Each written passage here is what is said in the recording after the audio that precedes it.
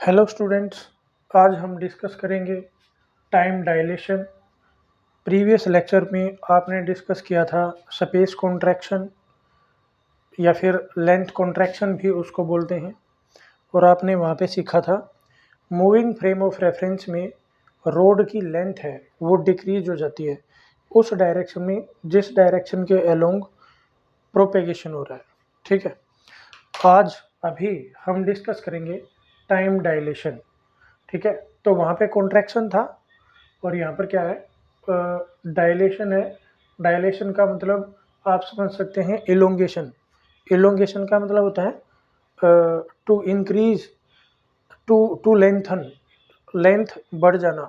ठीक है, लेकिन ये लेंथ स्पेस इंटरवल के बीच में नहीं है, ये स्पेस कोऑर्डिनेट के बीच में इंटरवल नहीं है, ये किसके बीच में है, ये टाइम कोऑर्डिनेट के बीच का इंटरवल है।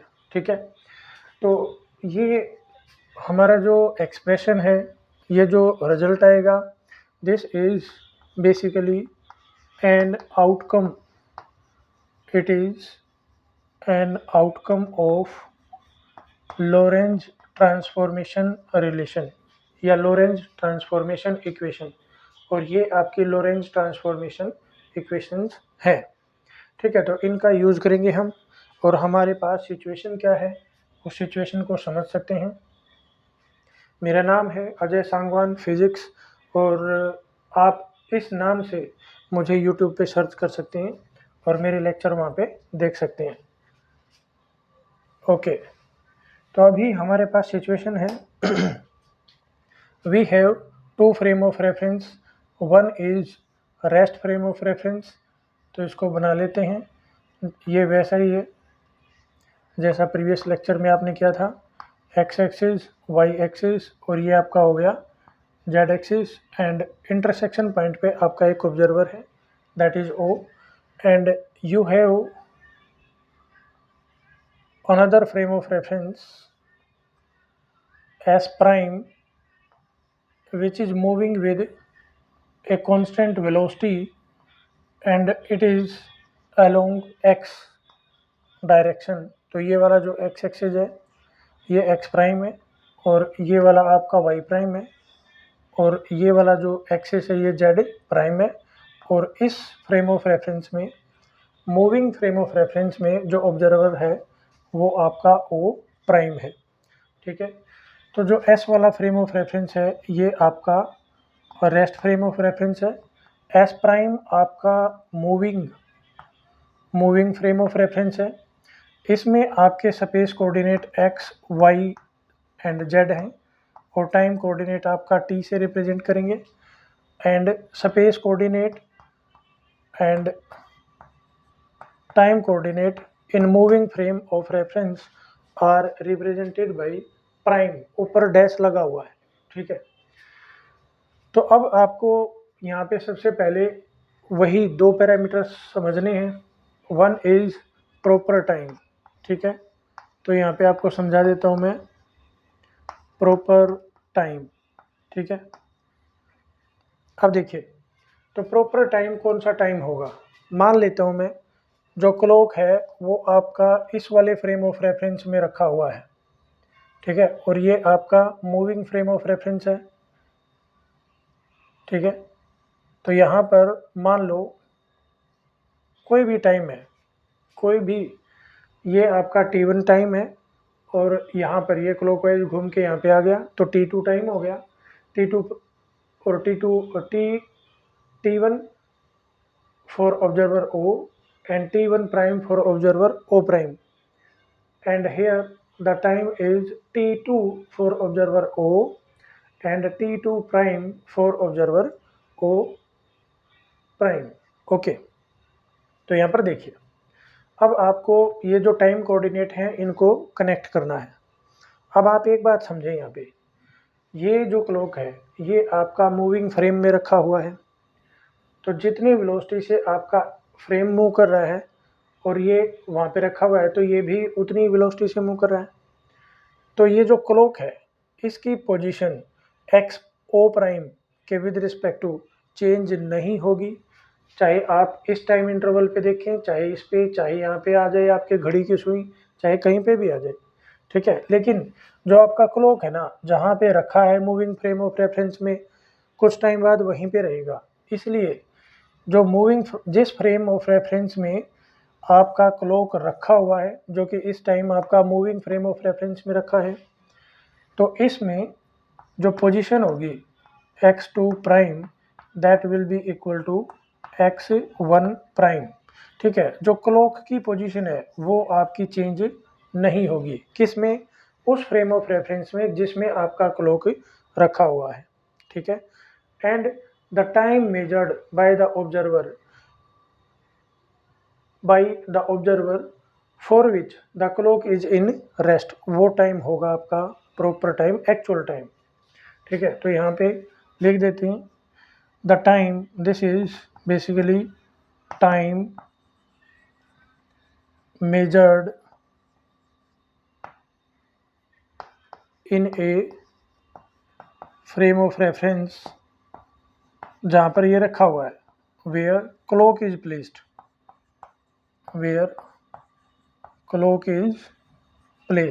That time will be proper time. तो अभी आपका क्लॉक है, जो clock that is placed in S prime frame of reference, तो जो टाइम इंटरवल, मैं इसको डेल्टा टी प्राइम से रिप्रेजेंट कर देता हूँ, ठीक है। डेल्टा टी नोड से रिप्रेजेंट कर देते हैं। नोड प्रॉपर जब भी वर्ड आता है तो यहाँ पे नोड यूज कर लेंगे, तो delta T node, this will be t2 prime minus t1 prime, समझ पा रहे हो, ठीक है। एंड इम्प्रॉपर टाइम, तो इम्प्रॉपर टाइम या रिलेटिविस्टिक टाइम कौन मेजर करेगा? ये वाला ऑब्जर्वर मेजर करेगा। और आप यहाँ पर एक बात समझें, ओ ऑब्जर्वर के लिए जब आपकी घड़ी की सुई यहाँ पर थी तो इसकी पोजीशन ये है और ये कंटिन्यूसली मूव कर रहा है, तो जब तक घड़ी की सुई यहाँ पे पहुँचेगी तो सेकंड जो पोजीशन होगी वो कहीं आगे जा कर के होगी। तो इसलिए इस ओ ऑब्जर्वर के लिए जिसमें आपका क्लॉक नहीं रखा, इस ऑब्जर्वर के लिए x1 एंड x2 बराबर नहीं होंगे, ठीक है। तो यहाँ पर आपको समझना होगा, जो इम्प्रॉपर टाइम है, यहाँ पे लिख देता हूँ मैं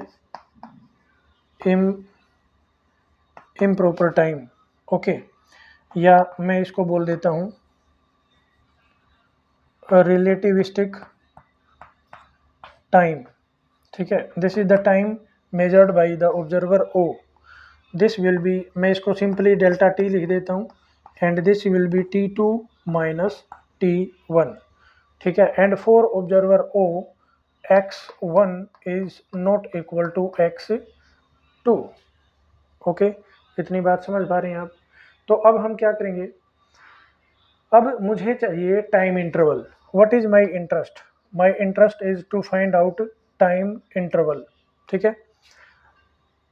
मैं स्पेस इंटरवल की बात यहाँ पे नहीं करना चाहता, तो मुझे अब ये डिसाइड करना है, ये जो इक्वेशन ए है और इक्वेशन बी है, इनमें मैं कौन सी वैल्यू सब्स्टिट्यूट करूं कि मेरा पीछा छूट जाए स्पेस कोऑर्डिनेट से। तो देखिए यहाँ पे x2 prime equal to x1 prime है, और ये आपको तब मिलेगा जब आप किसकी वैल्यू रखेंगे, यहाँ पर देखिए, ठीक है। यहाँ पे प्राइम प्राइम तब आएगा जब आप t की वैल्यू रखेंगे, ठीक है। और t टाइम कौन मेजर करेगा? ये अनप्राइम्ड ऑब्जर्वर यानी कि ओ। अब यहाँ पर देखो, तो मैं t2 एंड t1 इनकी वैल्यू रख देता हूँ, ठीक है। तो यहाँ पर t2 की अगर वैल्यू रखेंगे तो आपके पास देखिए t2 प्राइम x2 प्राइम, ठीक है। तो ये वैल्यू हो जाएगी, मैं लिख देता हूँ यहाँ पे, तो t2 will be equal to, देखिए यहाँ पर गामा लोरेंज फैक्टर यानी कि ये वाला फैक्टर इसके आगे रखा हुआ है, एंड बीटा है लोरेंज फैक्टर के अंदर, beta is the ratio of velocity of moving frame of reference and the speed of light. तो अगर मैं इसकी फुल फॉर्म लिखूं यानी कि गामा को इंसर्ट करता हूं, तो मेरे पास आ जाएगा t prime plus velocity of moving frame of reference square of speed of light, then I have x prime then divided by 1 minus we square divided by c square. तो ये टी की वैल्यू है, मुझे put करना है T2 की value. तो मेरे पास आ जाएगा आई will gate T2 prime, then I have plus v divided by c square, then I have x2 prime. Okay, divided by यहाँ पर मेरे पास आ जाएगा √1 minus we square divided by c square. तो T2 हो गया माइनस, अब यहाँ पे क्या रखेंगे, यहाँ पे T1। तो T1 के लिए T1 प्राइम x1 प्राइम ये वैल्यू रख देते हैं। तो यहाँ पर मेरे पास आ जाएगा T1 prime plus v by c square into x1 prime divided by 1 minus we square divided by c square.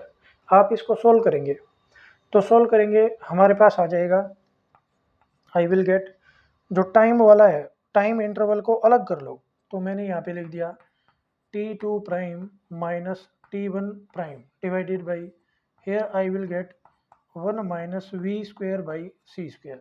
Done. अब देखिए v सेकेंड फैक्टर में v बाई सी स्क्वेयर ये कॉमन है, ठीक है, तो इसको कॉमन ले लो और प्लस लिख दिया मैंने यहाँ पे v divided by c square.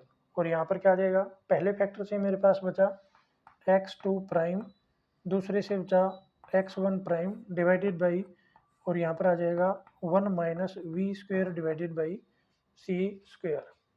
अब आप यहाँ पे एक बात ऑब्जर्व करनी है आपको, आपका क्लॉक कहाँ पे रखा हुआ है, यहाँ पे विद रिस्पेक्ट टू ऑब्जर्वर ओ, इसकी पोजीशन चेंज नहीं हो रही, तो इसलिए x1 prime equal to x2 prime है, तो ये स्पेस इंटरवल क्या आएगा, 0 आ जाएगा।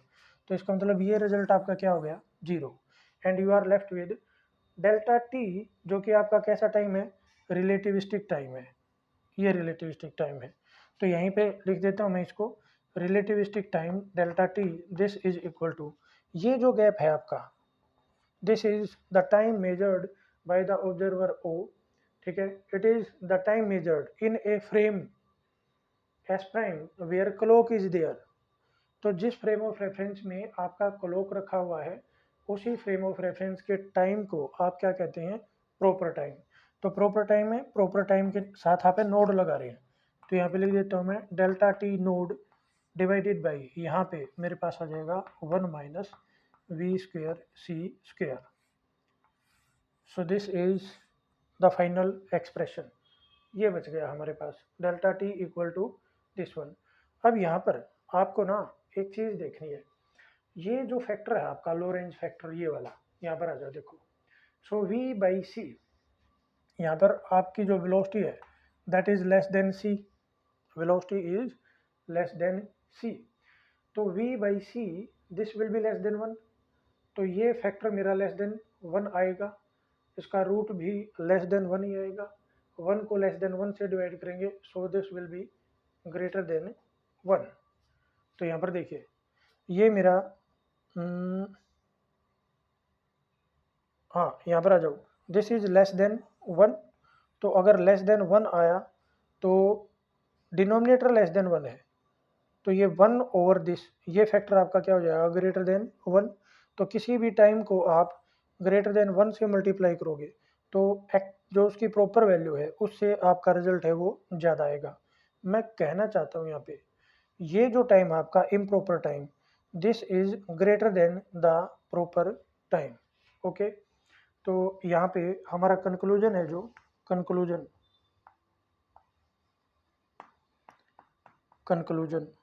Conclusion is improper time delta t that is greater than the proper time.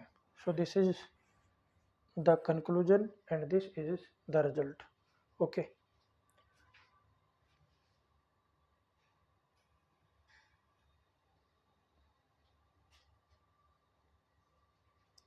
Okay students, तो यहाँ पे देखिए, यहाँ पे आप ऑब्जर्व कर पा रहे हैं कि मूविंग फ्रेम ऑफ रेफरेंस में जो क्लॉक है, एक्चुअल में उसका जो टाइम है, रेस्ट फ्रेम ऑफ रेफरेंस के ऑब्जर्वर को उसका टाइम, एक्चुअल प्रॉपर जो टाइम है उसका उससे ज़्यादा मिल रहा है। तो इसका मतलब क्या है, लग रहा है कि उसी इंटरवल को ये वाला जो ऑब्जर्वर है ज़्यादा काउंट कर पा रहा है। ठीक है, तो जो टाइम इंटरवल है दैट हैज़ बीन इलोंगेटेड, वो लंबा हो गया है, टाइम इंटरवल बड़ा हो गया है। So this is the concept of elongation of the time interval, और you can say the moving clock appear to be dilated. ठीक है, मैं लिख देता हूँ यहाँ पे, I do not have space, तो यहाँ पे लिख देता हूँ मैं, moving moving clock appears moving clock appears dilated। ठीक है, slowed down। ठीक है, so the concept of this is the concept of time dilation। okay, and this is outcome of Lorentz transformation relation। ठीक है, अगले चैप्टर, अगला जो lecture होगा उसके अंदर हम उल्टा करके देखेंगे। मतलब कि अगर मैं इस क्लॉक को यहाँ पे रख दूँ इस फ्रेम ऑफ रेफरेंस में, तो क्या तब भी मेरा रिजल्ट यही आएगा, और उस केस में प्रॉपर टाइम कौन सा होगा और इम्प्रॉपर टाइम कौन सा होगा। ठीक है, stay tuned with me. If you find my lectures informative, then share my channel and subscribe also if you are new।